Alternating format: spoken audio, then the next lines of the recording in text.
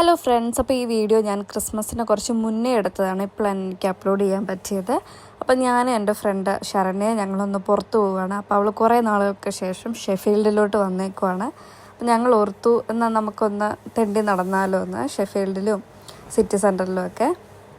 എന്തായാലും ക്രിസ്മസ് ഒക്കെ അല്ലേ, പിന്നെ അവൾക്ക് എന്തോ കുറച്ച് ഷോപ്പിങ്ങും കാര്യങ്ങളൊക്കെ ഉണ്ടായിരുന്നു. അങ്ങനെ എന്താ നമ്മുടെ കഥാനായിക എത്തി. അപ്പോൾ ഞങ്ങൾക്കൊരു 3-4 മണിക്കൂറുണ്ട് സമയം. അപ്പം ഞങ്ങൾ ആദ്യം നമുക്ക് ഷോപ്പിങ് അങ്ങനെയൊക്കെ ഒന്ന് പോയാലോ എന്നൊക്കെ ഓർത്ത് നമ്മൾ അവിടെ നിന്ന് നടന്നു. നേരെ സിറ്റി സെൻറ്ററൊക്കെ ലക്ഷ്യം വെച്ച് നമ്മൾ പോയിക്കൊണ്ടിരിക്കുകയാണ്. പിന്നെ അത്യാവശ്യം നല്ല തണുപ്പായിരുന്നു കേട്ടോ. തണുപ്പെന്ന് പറഞ്ഞാൽ നല്ല തണുപ്പായിരുന്നു.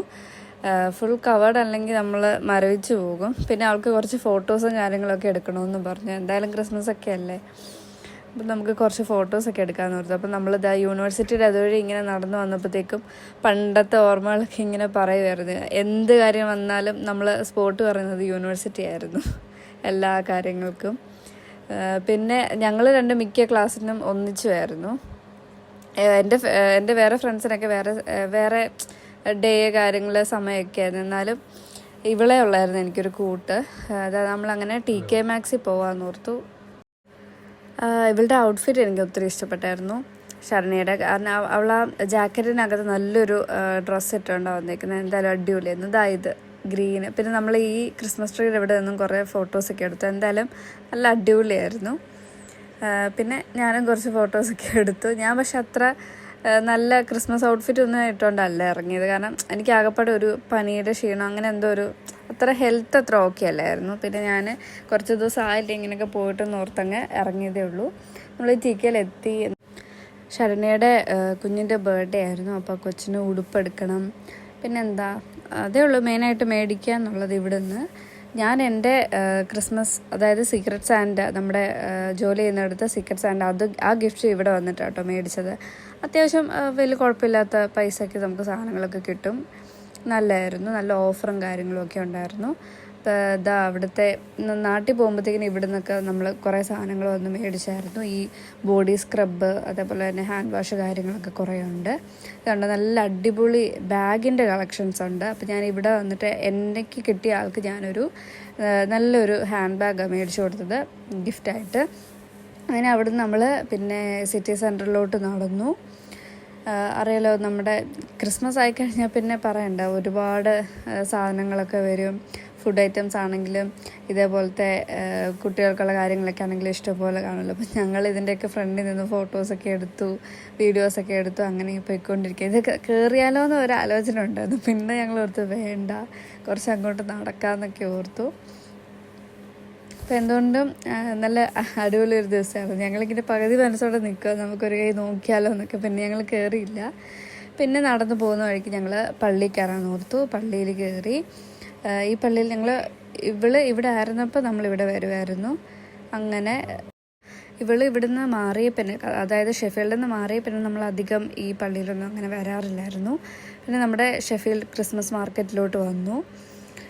എല്ലാ വർഷവും ഏകദേശം ഒരേപോലെയൊക്കെ തോന്നും. എന്നാലും കാണാനൊരു ഇൻട്രസ്റ്റ് അല്ലേ, നല്ല ഭംഗിയല്ലേ ക്രിസ്മസ് ആകുമ്പോഴത്തേക്കും ഈ സ്ഥലമൊക്കെ കാണാൻ. പിന്നെ ഞങ്ങൾ മൂറിൽ പോയി ത്രെഡ് ചെയ്തു. ഞങ്ങൾക്ക് 2 പേർക്കും ത്രെഡ് ചെയ്യണമായിരുന്നു. അങ്ങനെ ത്രെഡൊക്കെ ചെയ്തു. പിന്നെ നമ്മൾ ആ ഫുഡ് കോർട്ടിൽ പോയി. മൂർ മാർക്കറ്റിനകത്ത് തന്നെ ഉണ്ടല്ലോ കൊറിയൻ, അങ്ങനെ പല വെറൈറ്റീസ് ഓഫ്. അപ്പോൾ അവിടെ പോയി ഫുഡൊക്കെ ഓർഡർ ചെയ്തു. ഞാനൊരു noodles and soup with beef അങ്ങനെ എന്തോ സംഭവം ഓർഡർ ചെയ്തേ. അവൾ റൈസ്, ചിക്കൻ, ആ ഒരു സെറ്റ് കോംബോ എന്തോ ഉണ്ടായിരുന്നു, അത് ഓർഡർ ചെയ്തു.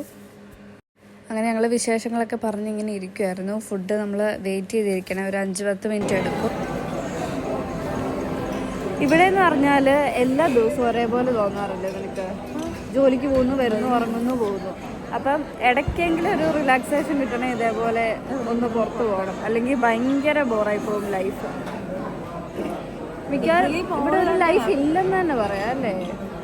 നമ്മളെപ്പോൾ ഉള്ളവർക്ക് ലൈഫില്ലാത്ത, എൻജോയ് ചെയ്യണമെന്ന് കരുതുന്ന ആൾക്കാർക്കുണ്ടല്ലോ. അല്ലാതെ നമുക്ക് സർവൈവ് ചെയ്യണം എന്നുള്ളവർക്ക് മാത്രമേ ഉള്ളൂ. അതിപ്പോൾ എവിടെ ആയാലും അങ്ങനെ തന്നെയാണ്. പിന്നെ ഒരു ഗ്യാങ് ആയിട്ട് വന്നവരൊക്കെ പലരും പല വഴിക്ക് പോകും. നമ്മൾ മാത്രമേ കാണത്തുള്ളൂ ലാസ്റ്റ്, അല്ലേ?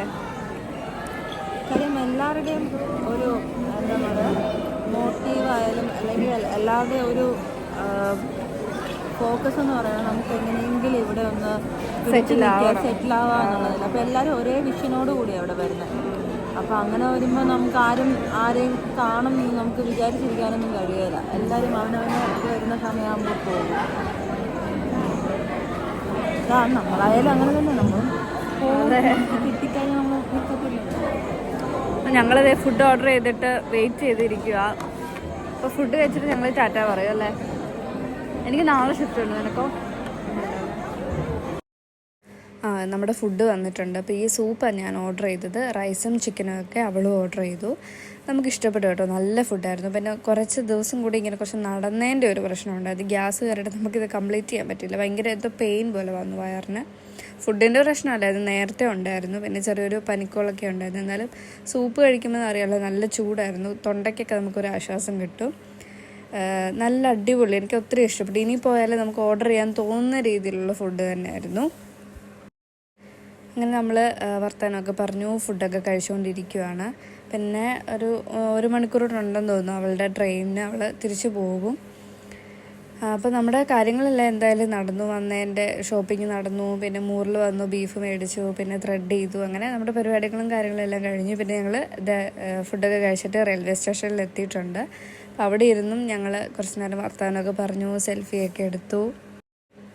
അപ്പം അങ്ങനെ പോകുന്ന ഇടയ്ക്ക് ഞങ്ങളിങ്ങനെ വെയിറ്റ് ചെയ്യാറുണ്ട്, അല്ലെങ്കിൽ ഭയങ്കര ബോറായി പോകുമല്ലോ.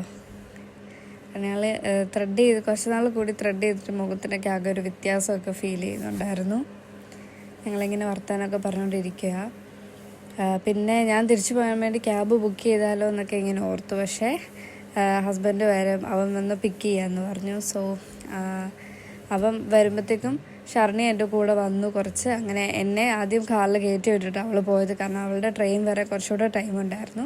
അങ്ങനെ ഞങ്ങൾ ടാറ്റ ബൈ ബൈ പറഞ്ഞ് ഇറങ്ങി. ഞാൻ എന്താ റൂമിലോട്ട് പോയിക്കൊണ്ടിരിക്കുന്നു. അങ്ങനെ എല്ലാം കൊണ്ടും ഹാപ്പി ആയിട്ടൊരു ദിവസമായിരുന്നു. അപ്പോൾ ഇത്രയൊക്കെ ഉള്ളൂ. ബൈ.